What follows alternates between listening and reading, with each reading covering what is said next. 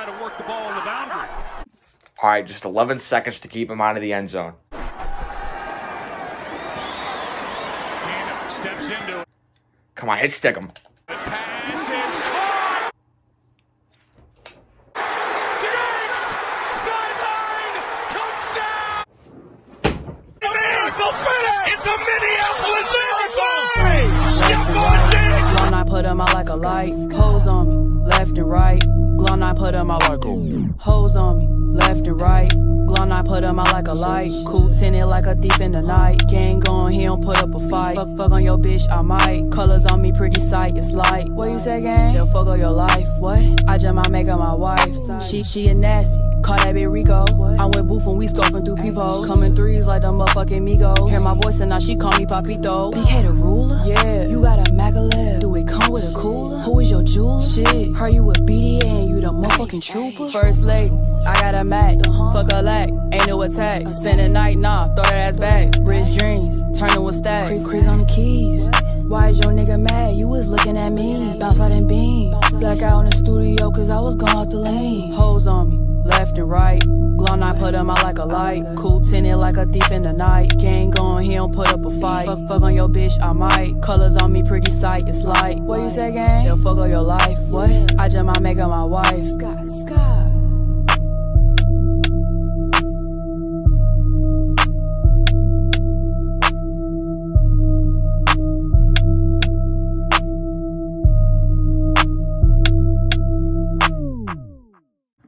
All right. Hello, New Orleans Saints. How are you doing today? One of my least favorite teams. If I had to list my least favorite teams, it'd probably be Packers, Vikings, Lions, Saints. Saints are up there. I don't like the Saints. I don't like the Eagles either. So, yeah, you're up there on the least favorite teams of mine. Now, let's take a look at your NFL history.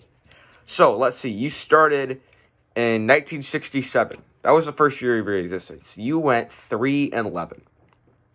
Not great. You're an expansion team. I'll give you that. It took you through your first 12 years, you did not have a winning season. In 1979, you went 8-8. So I guess that's not even a winning season, but it's not a losing season. And then the next year, you went 1-15. So if we're not counting that as a winning season, it took you all the way till 1987. 1987, wait, first 20 years of your existence, you didn't have a winning season? Jeez, just embarrassing stuff for the Aints. You actually made the playoffs in 1987 going 12-3, but you lost in the wild card round. Actually, you didn't lose. You got monkey drugged by the 9-7 Vikings. You lost 44-10. Yeesh. So it takes you 20 years to get a winning record, make the playoffs, and you get absolutely monkey drugged. You went 8-8 in 1990, and you actually made the wild card round where you lost 16-6 to the Chicago Bears. Oh baby, oh baby. You made it to the wild card again in 1991, but you lost 27-20 to the Atlanta Falcons. You made the playoffs again in 3 straight playoff appearances for the Aints, and you lost 36-20 to the Eagles. So, first four playoff appearances in 25 years and no playoff wins. In 2000, you finally won a playoff game. You won in the you won in the wild card round, but you once again got monkey drugged and teabagged by the Vikings 34-16. Yeesh. And then in 2006, you actually made it all the you made it all the way to the conference final. Look at the Saints making it all the way to the conference final. It's not like it took them. How long did it take them? About 40 years. Jeez. In which, again, you showed up and took one of the biggest beatings in NFC Championship game history. You lost 39-14 to the Chicago Bears. A Mike Glennon-led team dropped 39 on you. I mean, not Mike Glennon. Rex Grossman. What? No. A Rex Grossman-led team dropped 39 points on you. I don't know. They look the same. Forgive me for that one. Please don't tear me apart. A Rex Grossman-led team dropped 39 on you. Oh, Saints. Tell me this. Do you think Mitch Trubisky's better than Rex Grossman? You probably said no. But I would consider him on the same par. And then, okay, I'll give you props. 2009, you won the Super Bowl with the dirtiest team known to man. You're head-hunting people with your dirty defensive coordinator, Greg Williams, putting a bounty on players' head. He should be banned from the NFL for that despicable, ugly, filthy act that was. 2010, you made it back to the playoffs against you're playing a 7-9 Seahawks team. This should be an easy win. You let Marshawn Lynch run over you like a bunch of bowling pins. Holy cow. Jeez. Can any of y'all tackle that, man? Jesus, man. 41-36, you lost to a losing record team. Even the Buccaneers this year didn't do that to the football team. 2011, you made it to the divisional round. You were winning against the 49ers. You were up by, You were up by 4 with 9 seconds to go, but Vernon Davis is found at the front line of the end zone. You saw both those previous two in the intro, and you lost 36-32 to the Niners. 2013, back in the divisional round against a better Seattle Seahawks team. You actually scored 15 points in the fourth quarter to make this an interesting game, but Marquise Colston decides that, what was that? So he catches it. Instead of going out of bounds, instead of for a Hail Mary, he throws it across the field like an idiot. Just one of the worst IQ football plays I think I've ever seen. And you lost 23-15 to the Seahawks. 2017. So, first of all, do any of you Saint fans, to my Saint fans out there, does anyone know what a saint is? So basically it's like a miracle worker, right? You need 2 miracles to become a saint, right? I found one up by 1 with 10 seconds to go against the Vikings. Marcus Williams hits the hit stick too early.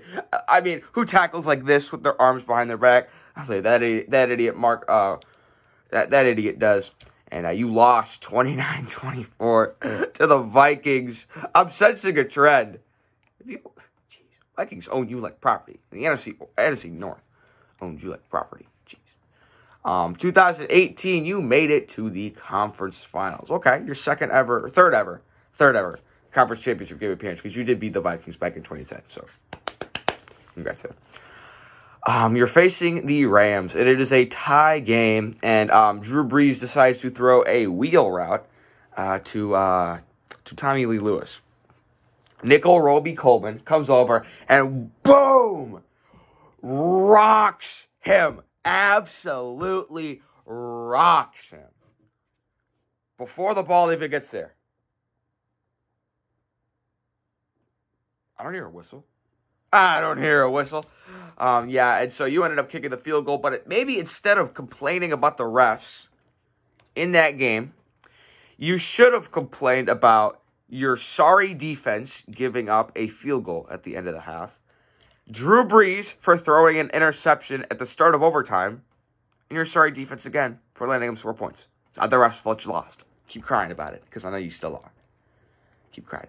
And then in 2019, you face the Vikings again. You're 13-3. They're 10-6. It should be an easy win for you, but you let the Vikings hang around the entire game. The game goes to overtime. And you give up a 40-yard bomb to Adam Thielen, and they're already in the goal line, and you know it's over, and Kyle Rudolph throws to the back corner, and that's ball game. And Saints fans continued to complain because the OT rules are unfair, woo. The OT rules aren't fair, woo. Listen, I'm the biggest critic of the OT rules. Tough. That's how the rules are. Tough. Did you hear Chiefs fans complaining when they lost to the Patriots like that? No, it's just because you guys are the biggest crybaby fan base of all time. A lot of people are going to point to last week when I complained about the refs in the Bears game. I did. But ultimately, that wasn't the reason we lost. And I said it wasn't the reason we lost. If you want to look back, then you can. If you think that I didn't say that, then you're wrong, because I did. There was some shaky calls in the Bears-Packers game, but that totally wasn't the reason we lost. The refs accounted for 14 of the Packers' points. Lost by 19. Not the reason we lost. But, yeah, so you're 13-3, 12-4 this year. You're facing a team you should probably beat in the playoffs. How's that gone for you the last few years? Jeez. Your playoff record is 9-12. I figured it'd be worse than that. What is your record against the NFC North in the playoffs? Let's see. You lost to the Vikings. I think you're 1-4 against the Vikings and 0-2 against the Bears in the playoffs. So you are 1-6 against the NFC North. That's exciting for me. Listen, New Orleans. Listen. You have one of the most your fan base. You have one of the most crybaby fan bases. I'm sorry, you just do. I mean, a lot people will admit that. Can someone else tell me something for my Saints fans watching? When y'all, when y'all decide to yell "Who day" or "Who dat," when the Bears played the Saints right earlier this season, the Bears lost it overtime. What is that? Like, do you think just screaming, like, "Who dat" is going to, like, do something? Like, Saint fans were, like, spamming in my chat, "Who dat?" Is that, like, oh, we don't know who you are because you're irrelevant and bad? Is that what that is? I don't know. I don't know, really, what that's all about. So, if any Saints fans, I could ask you, because y'all just sound like idiots when you say, who dat, woo? Yeah, it doesn't make any sense. But if anyone could explain that to me, go ahead. I'd love to hear that. And one more thing before we leave, because I want to keep this fair. This isn't going to be the Packers. I'm not going to take a whole deep dive through why your team name sucks, because your team name isn't that bad. Chauncey Gardner-Johnson. What a coward and a crybaby this guy is. Oh, my goodness. Safety out of Florida. Really good at Florida. He was a stud at Florida. You guys picked him up. And why? Okay, first of all, he's not that great in the NFL. Okay, he's just not that great. And part of it is because he wants to fight everyone, but, like, when someone fights him, he, like, runs away like a baby. I mean, what did he get into a fight with Michael Thomas at practice? Also, Michael Thomas, this crybaby, holy cow, like, he gets hurt, and then, like, he's, like, okay, he's, like, holding out because, oh, I just don't want to play. Play, Michael Thomas, you were hurting my fantasy team for a while. I traded for you, hopefully. I traded Adam Thielen for Michael Thomas and Hunter Henry, and I was like, oh, he's going to be back this week, and then he's out another week, and, oh, he's going to play, and then, oh, no, he's out another week. Anyway, slant boy, run another route. Jeez, most overrated receiver. And he only runs slants. But back to Chauncey Gardner-Johnson, this crybaby.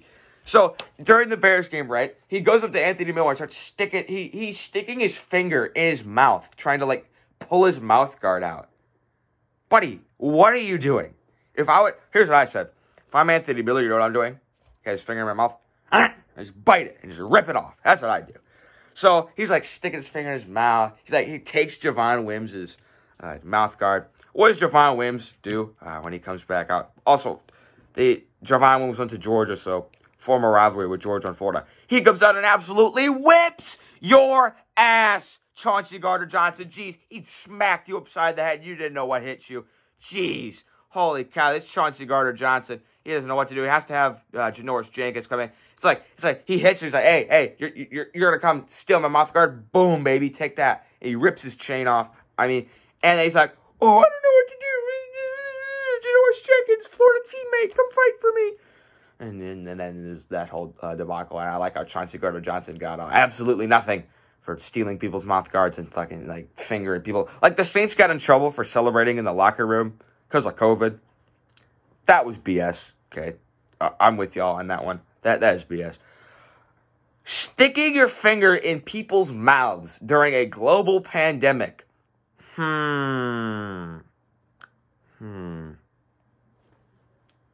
back to me on that one. But yeah, you know you're not winning this game. You're not winning this game. You're not winning this game. Tell me the last time the Saints won a playoff game when they were supposed to. They were supposed to last year, and they didn't. 2018.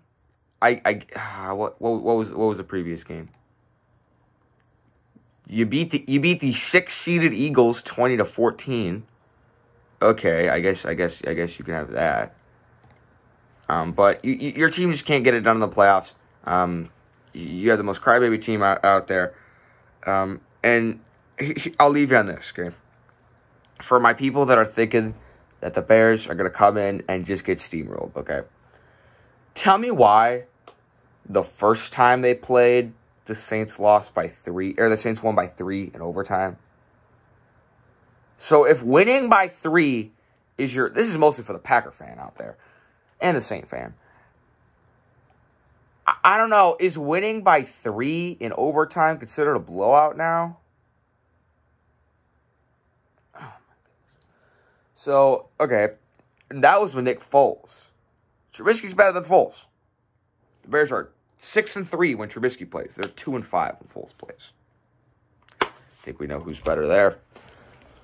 So, yeah, not winning this game. No, it's not. You're not winning. I mean, what? Darnell Mooney's out? Do I look scared? No. Roquan Smith's out. Do I look scared? No. Could be Allen Robinson's last. Could be Allen Robinson's last game as a Bear. That's what I'm scared about. Pay that man. I swear, if y'all don't pay him, oh my God. But you know what, Saints. You can't beat the NFC North. You're 0-2 against the Bears in the playoffs. Your coach is just a relentless crybaby who won't shut up, Sean Payton. Drew Brees can't throw more than 5 yards. What is this with this Drew Brees Taysom Hill routine? What's going to start? I have no idea. Like, okay, you want to know what Taysom Hill is? And this is what I know is really going to make the Saint fan mad. He's a wannabe Cordero Patterson.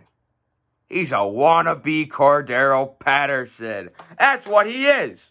That's what Taysom Hill is. He's a wannabe Cordero Patterson. That's all he is. Taysom Hill, most overrated player in the NFL. What? You got a problem with that? Okay, Drew Brees, okay, he's not what he was. I love Drew Brees. He's not what he was, okay? I mean, like, there was a stat, like, he hadn't completed a pass of more than, like, 20 yards in, like, 6 games, something like that.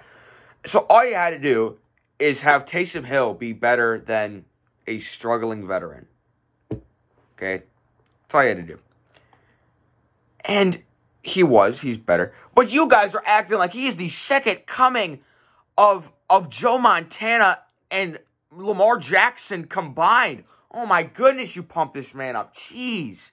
You're like, you know, I know you guys have seen that meme where it's like, what position do you play? Quarterback, running back, wide receiver, tight end, offensive lineman, defensive lineman, linebacker, safety, defensive back, head coach, assistant coach, water boy, GM, owner. Like, that's what you guys think Taysom Hill is.